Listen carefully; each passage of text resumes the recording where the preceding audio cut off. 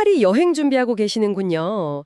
가장 파리다운 곳이 어디냐? 이렇게 물으면 정말 많은 분들이 이 말의 지구를 꼽으시더라고요. 오래된 귀족 저택들 사이로 막 중세시대 골목이 이어지고요. 그 골목마다 지금 가장 트렌디한 가게들이 보석처럼 박혀 있는 곳이죠. 오늘은 저희가 당신만을 위한 현지 도슨트가 되어서 한국인 여행자 시선에 딱 맞춰서 말의 지구의 속살을 함께 걸어보려고 합니다. 네, 마레. 그러니까 르 마레는 프랑스어로 늪이라는 뜻이에요. 이름 그대로 수백 년 전만 해도 여긴 정말 아무도 살지 않던 그런 습지대였거든요. 그런데 이 쓸모없던 땅이 어떻게 파리에서 가장 매력적인 동네로 변신했을까요? 오늘 저희는 그 마법 같은 변화의 과정을 한번 따라가 볼 겁니다. 역사적인 배경부터 시작해서 효율적인 동선, 그리고 인생사진 건질 수 있는 비밀 장소들 있잖아요. 거기다가 한국인 입맛에 딱 맞는 맛집이랑 쇼핑 리스트까지.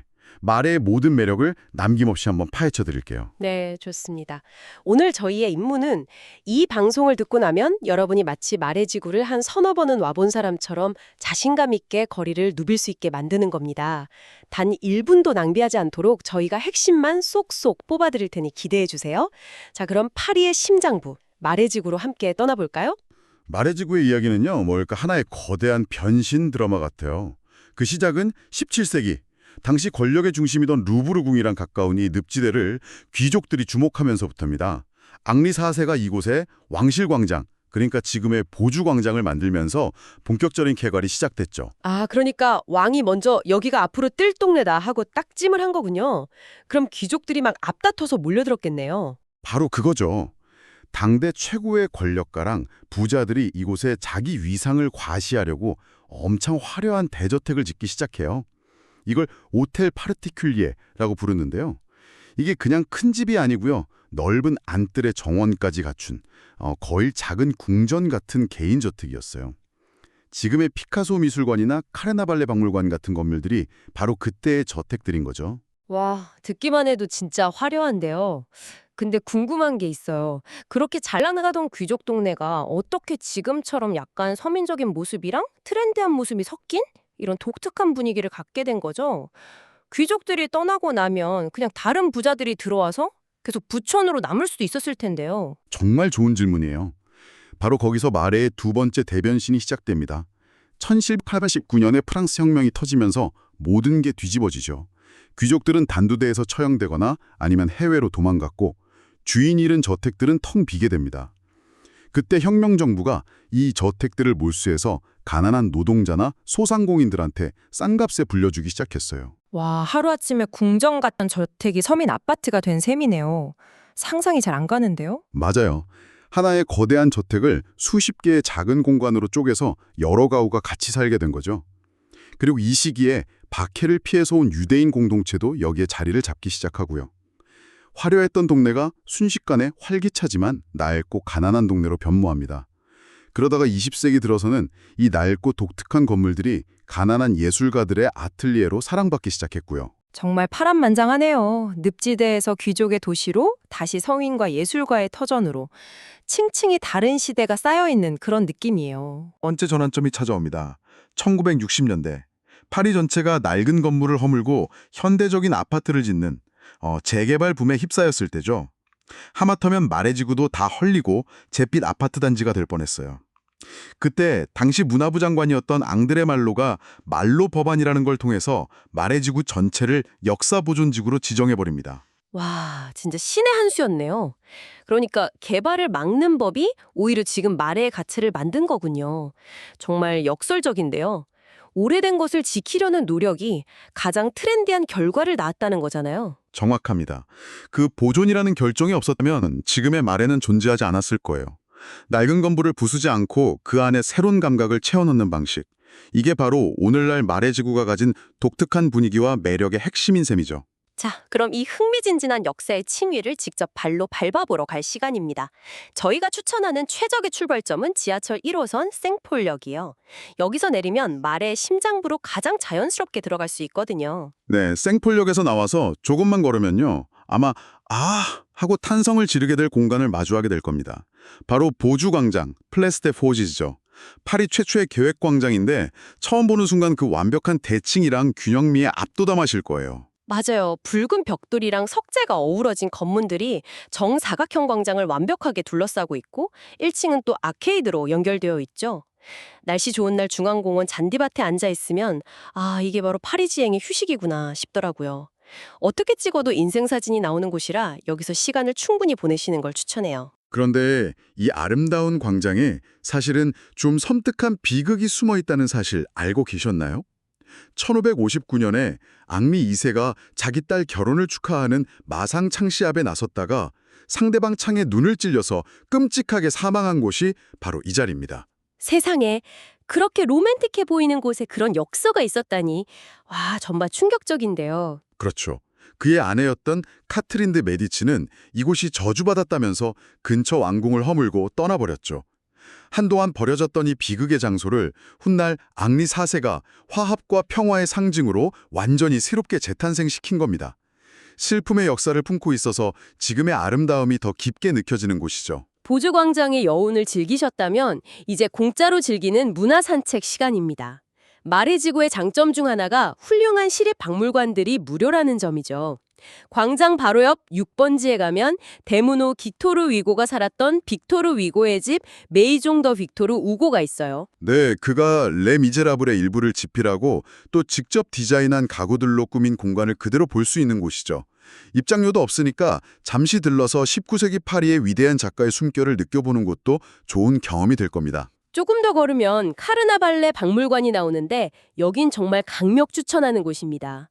파리의 탄생부터 현대까지 도시의 모든 역사를 담아놓은 곳인데 전시품도 훌륭하지만 박물관 건물 자체가 그냥 예술이에요.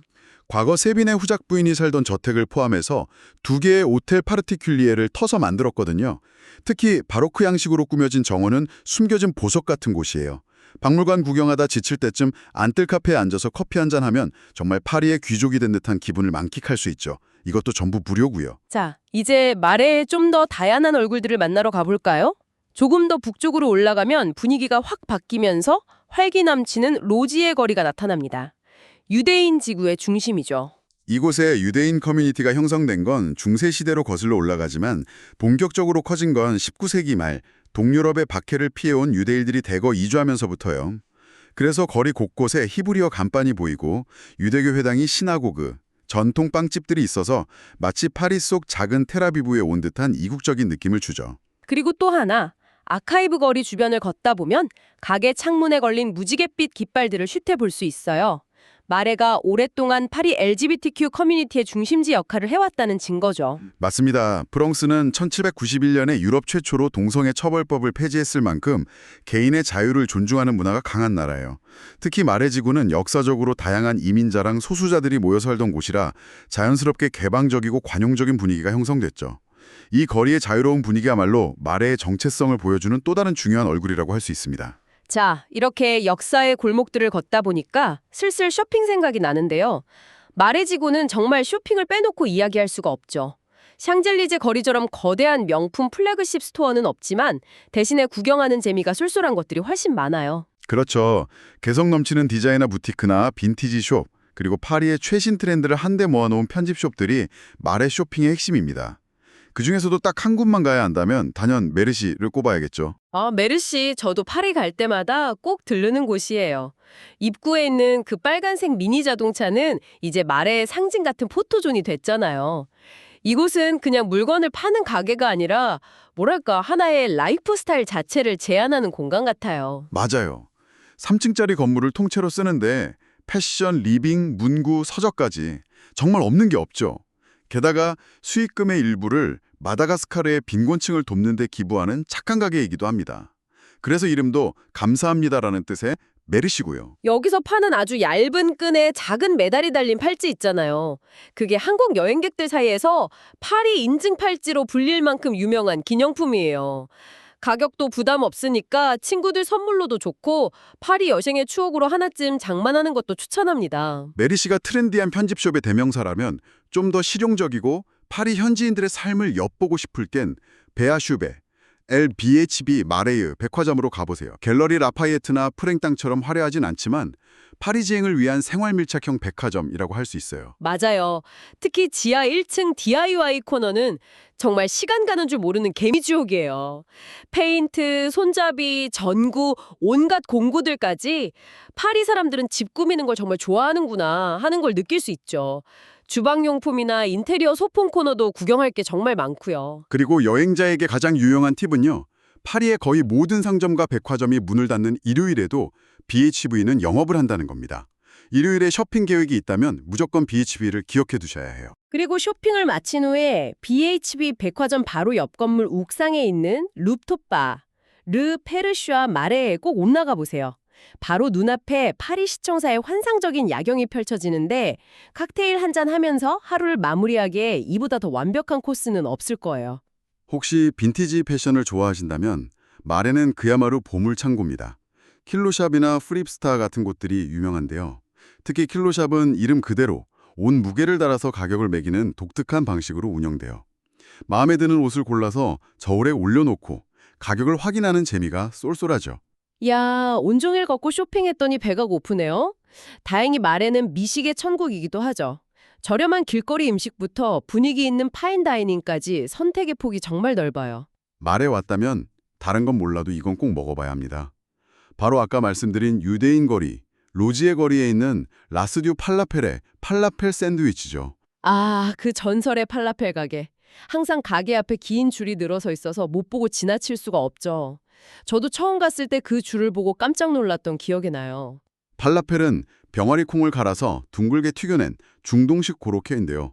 따끈하게 데운 피타 브레드 안에 바삭한 팔라펠이랑 신선한 채소, 가지 튀김, 그리고 여러 가지 소스를 정말 터질 것처럼 가득 채워줘요. 저 고백할 게 있는데 처음 먹었을 때 못 모르고 걸어가면서 먹으려다가 대참사를 겪었어요. 내용물이 너무 많아가지고 다 흘리고 난리가 났었죠. 이건 무조건 근처 벤치에 자리 잡고 경건하게 먹어야 하는 음식입니다. 하하, 정말 정확한 팁이네요. 양이 어마어마해서 한 끼 식사로도 충분하고요. 중동 특유의 향신료 향이 살짝 나긴 하지만 전혀 거부감 없이 한국인 입맛에도 아주 잘 맞아요. 줄이 길어 보여도 테이크아웃 줄은 금방 빠지니까 절대 포기하지 마세요. 도전할 가치가 충분합니다. 조금 더 여유롭게 앉아서 식사를 하고 싶다면 다른 좋은 곳들도 많죠. 분위기 좋은 브런치를 원한다면 베네딕트라는 곳이 유명해요. 특히 트러플 향이 가득한 크로크무시는 정말 잊을 수 없는 맛이에요. 그리고 보주광장의 아름다운 아케이드를 바라보면서 클래식한 파리지행 디저트를 즐기고 싶다면 광장 한편에 있는 까레트를 추천합니다. 몽블랑이나 마카롱 같은 디저트도 훌륭하고요. 핫초콜릿이 정말 진하고 맛있어요. 저녁에 근사한 스테이크가 생각난다면 현지인들에게도 인기 많은 오프티페아 슈발도 좋은 선택이고요. 만약 정말 특별한 저녁을 계획하신다면 아까 언급했던 BHB 백화점 5층에 숨겨진 미슐랭 셰프의 레스토랑 라타블 카셰를 예약해보세요. 숨겨진 테이블이라는 이름처럼 비밀스러운 문을 열고 들어가면 창밖으로 파리의 야경이 펼쳐지는 멋진 공간이 나타납니다. 현대적인 프렌치 퀴진을 맛볼 수 있는 곳으로 특별한 날을 기념하기에 완벽한 장소죠. 늪지대에서 귀족의 도시로 다시 서민과 예술가의 터전이 되었다가 오늘날 파리에서 가장 역동적인 동네가 되기까지 오늘 이렇게 이야기를 나눠보니까 말해주구를 걷는다는 건 마치 수백 년에 걸쳐 겹겹이 쌓인 파리의 시간을 온몸으로 체험하는 것 같다는 생각이 드네요. 맞아요. 오늘 저희가 안내해드린 코스를 따라 마레를 거닐면서 한번 이런 생각을 해보시면 어떨까요? 재개발의 유혹을 뿌리치고 낡은 것을 지켜낸 선택이 어떻게 이곳을 가장 새롭고 가치 있는 공간으로 만들었을까? 어쩌면 그 놀라운 공존의 비밀을 발견하는 과정이야말로 마레지구가 당신에게 주는 가장 큰 선물이 아닐까 싶습니다. 그리고 우리 주변의 오래된 동네들을 우리는 어떻게 바라보고 있는지 잠시 생각해보는 기회가 될 수도 있겠죠.